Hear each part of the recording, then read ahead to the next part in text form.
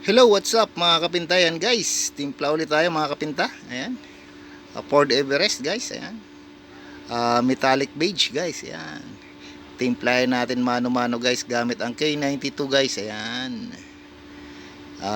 madali lang naman yan guys, para lang off-white yan. Ayan, beige lang. Ayan, wala ganong tatlong kulay lang ang paghahaluin natin dyan guys. Ayan, ayan.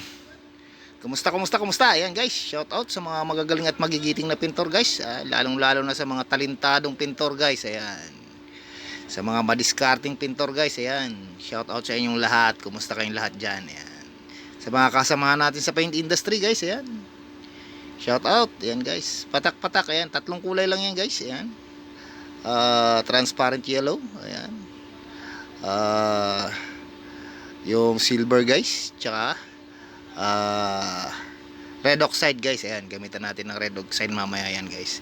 Tapat muna natin yung yellow. Yan, tamang-tama guys. Ayan, itamang-tama natin yung shade na yellow. Hayaan mo natin yung pamumula ng konti. Ayan, para makita nyo talaga is paano magdikit ng kulay. Yan, halos dikit na yan guys, pero mamula-mula yung sample natin guys. Ayan, kaya patakan natin siya ngayon ng ayan, red oxide guys, para makuha talaga yung pagkapula.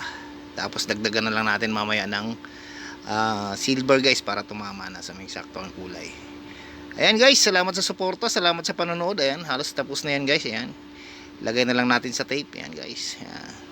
Salamat sa panonood. Ayan, salamat sa pagtangkilik sa aking munting vlog guys. Ayan, salamat sa suporta. Ayan guys, thank you for watching everyone guys. Ayan, tapos na yan guys. Ayan, thank you for watching guys. Salamat sa panonood. Ayan, God bless you all guys. Ayan, sa walang sawang pagsuporta, sa walang sawang panonood guys. Ayan,